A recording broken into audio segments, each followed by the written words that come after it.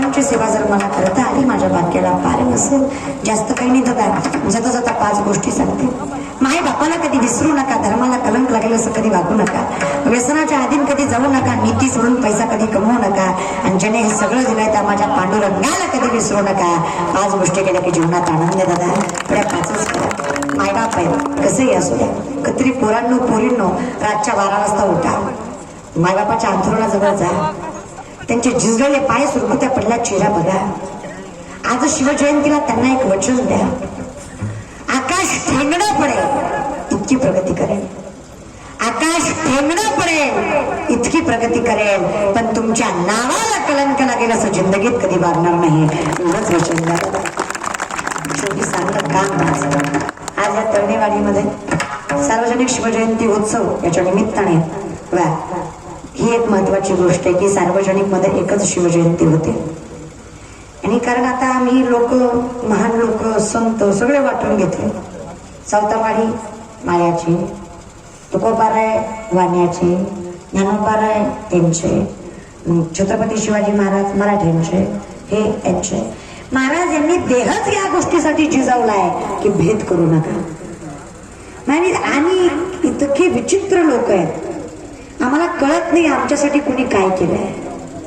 एक वाक्य म्हणते बरं का, यहाँ कोई मरे वोटों के लिए तो कोई मरे नोटों के लिए, यहाँ कोई मरे वोटों के लिए तो कोई मरे नोटों के लिए.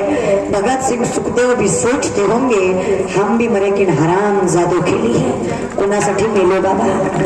जे आपल्यासाठी गेले त्यांची कदर ठेवा. मग ती आर्मीतली पोरं असो नाहीतर महान व्यक्ती असो. आज छत्रपती देह झिजवलाय, लई काही नाही पोरा हो, तुम्ही शिवराय व्हा. सुरुवात केली आहे तुम्ही, तर शेवट गोड करा. महाराज असं माणसं म्हणतात परमार्थ, परमार्थ फार श्रेष्ठ आहे दादा. शिवाजी महाराजांना संप्रदाय कळला म्हणून ते आज राजे छत्रपती आहेत. तुकोबारायांच्या कीर्तनात छत्रपती कीर्तन ऐकायला आले. तुकोबारायांना वाटलं राजा आलाय, छत्रपती आले आहेत, खाली बसवून चालणार नाही. कमरेचा शेला सोडला आणि बसायला टाकला. छत्रपतींना आपली पात्रता मर्यादा कळत होती.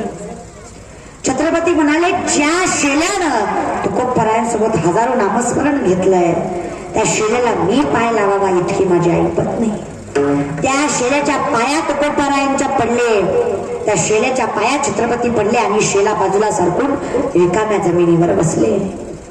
कुठं थांबायचं हे ज्यांना कळतं तेच इतिहास घडवू शकतात. लक्षात ठेवा. मग आता आपण सुरुवात केली आहे, पण आता टिकवणं गरजेचं आहे. माणसं म्हणतात गाथा ज्ञानेश्वरी आहे तोपर्यंत, चंद्रसूर्य आहे तोपर्यंत गाथा ज्ञानेश्वरी आहे. मी असं बिलकुल म्हणणार नाही. चंद्रसूर्य आहे तोपर्यंत गाथा ज्ञानेश्वरी नाही. गाथा ज्ञानेश्वरी आहे तोपर्यंत चंद्रसूर्य आहे दादा. जेव्हा हे जाईल ना तेव्हा हे राहणार. इतकी सत्यता याच्यात आहे. पण लई काय नाही. त्या शिवजयंती निमित्त कीर्तनात तुम्हाला एकच सांगते मुलांना, वाईट गोष्टीत कधीच घसरू देऊ नका तुमचा पाय. वाईट गोष्टीत कधीच घसरू देऊ नका तुमचा पाय. दारू गुटखा जुगार असलं करून तुम्हाला मिळतं तरी काय?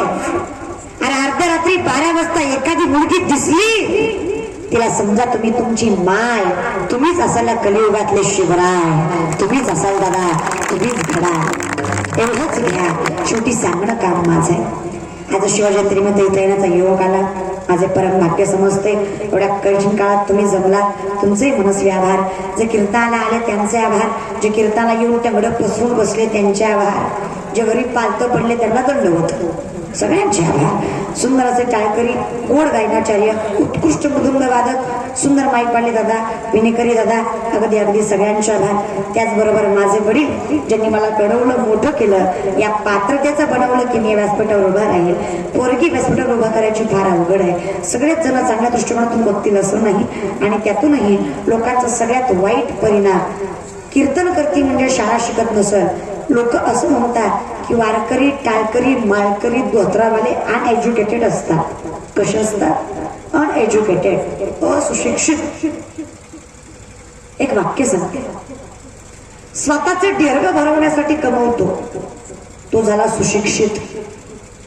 स्वतःचा ढेर्ग भरवण्यासाठी कमवतो तो झाला सुशिक्षित, पण स्वतःच्या जीवनातल्या ज्ञानाचा, दानाचा, संपत्तीचा वाटा जनहितासाठी वापरतो तो झाला सुसंस्कृत. पण लेकरं सुसंस्कृत पाहिजे.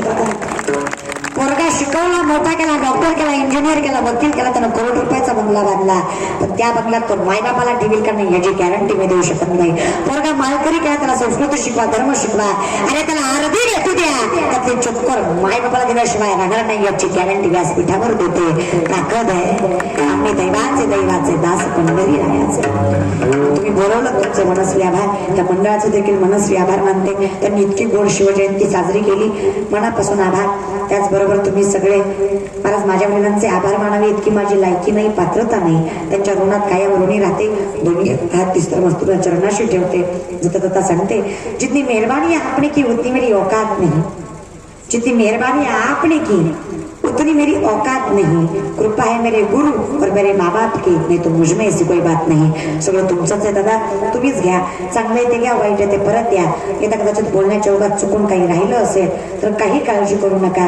जरी काही राहिलं असेल तर जे काही राहिलंय ते सांगण्यासाठी मी पुन्हा येईन. तसं नाही महाराज, त्यांचा आणि माझा काही सुद्धा संबंध नाही बरं का. पण जर यदा कदाचित जमलं तर पुन्हा सुद्धा येईल महाराज. तुम्ही आला, तुमच्या मनस्वी आभार आणि सेवेला विराम. ज्ञानोबा माफुली